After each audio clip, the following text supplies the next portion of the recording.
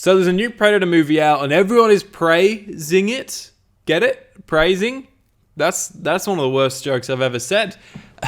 Everyone says this movie is really good, and I'm here to ask the question, Prey, is it worth the hype? So Prey is out on Disney Plus in Australia, Hulu overseas, came out I think on Friday. Now I've got to be honest, I have not seen all of the Predator movies. I've obviously seen the first one, but the ones in the middle, a little bit hazy as to what I haven't seen, but I've seen enough of the trailers to know that, they're not all that good. The bar for Predator sequels, it ain't that high.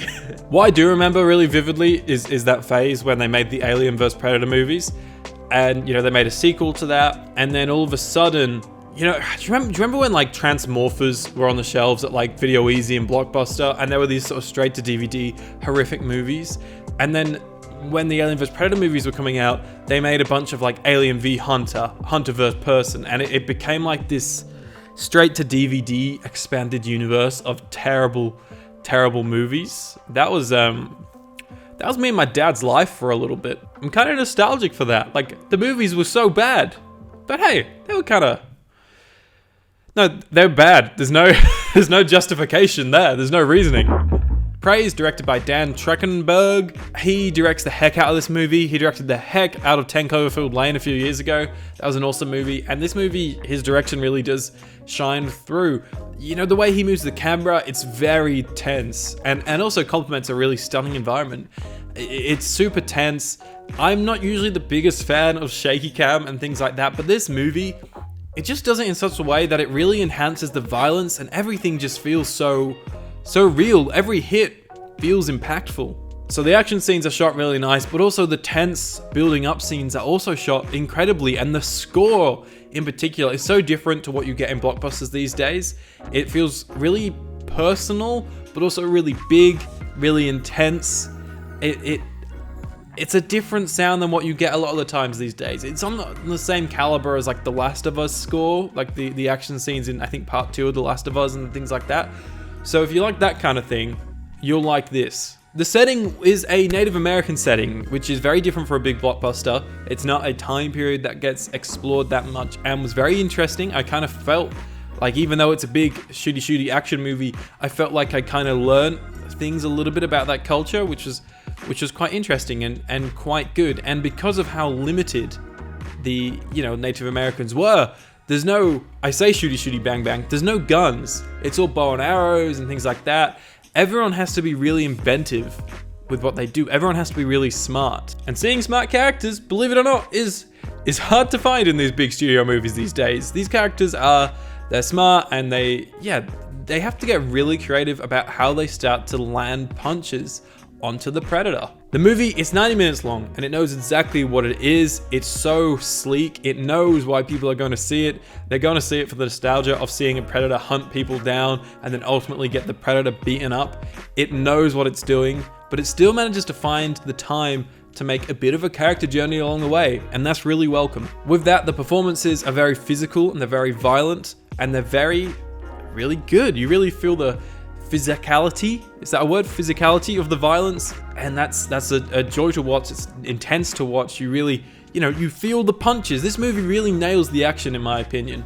The movie seems kind of similar to Top Gun Maverick in a lot of ways, in terms of there's a lot of cool practical work. There's obviously some CGI, a lot of CGI in places, but there is a lot of practical work, and I think that's what people really miss in cinema, and that's why Maverick and this movie are doing so well. So the big question is the Predator good in this movie? And I think it is one of the best parts of the movie, and also the movie's downfall in a lot of ways. Because when the Predator is on screen, it is a threat. When you can see it in its full form, mostly in the last act of the film, it's super tense, it's super intimidating. I feel like it gets smaller every time we see them in every movie, right? Or am I just making that up in my head? I don't know. Either way, it is intimidating. The classic, the 3 red lights that you see on things, and then the arrows shooting around. That stuff's super intense, and we love to see it. It's a force to be reckoned with. When it is invisible completely, it's also intense. It's suspenseful.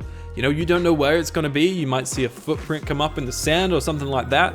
you can't see it, and that is equally as threatening as seeing its big bulky form. But where the movie struggles is in its second act, where for pretty much the whole time, the predator is in this weird stage of being half visible and half invisible. I don't know if this is a thing that's always been around in Predators. It's been a while ago since I saw that first movie. It becomes this kind of weird CGI invisible thing that I'm not all that for. I think it just poses no threat to me as a viewer. I just was not invested in the Predator as a villain when it looked like that. You know, like, it's not invisible. You might as well just show it and show the threat of the creature, not this weird half invisible thing. I don't know. Yeah, I wasn't for that part, and because that's pretty much what the second act is half invisible predator chasing down Native American girl, it lacked for me because I wasn't invested in the conflict of the characters there. That being said, coming into the third act, when you get to see a lot more of the predator, it is super gripping and it automatically invested me back into the movie, and I was there for it, and I really enjoyed the movie's conclusion. In the end, Prey is a coming-of-age action film. It's a film you don't see very often. It's got a young Native American as a lead, another thing that you don't really see too often. And the stunning location work, combined with just really good direction, really makes this movie worth the hype. Probably. If you're not into big action movies and stuff like this movie might not be for you. It does have a level of intimacy from it that pulls it away from the big action spectacles, which is the appeal to me about this movie. But it is definitely still a Predator movie. Lots of violence, lots of blood and gore, and lots of bear blood. It's a good movie, and it's worth it if it's your kind of thing. So that was Prey. Let me know what you thought of Prey down below. It's a hot movie. I say that, it's been out for almost a week now. I'm a little bit late to it. But yeah, it's a movie that I just thought about a weird amount since release. And I thought, seeing as I am trying to make some more film-related videos and content again, why not make a video on it, talking about it?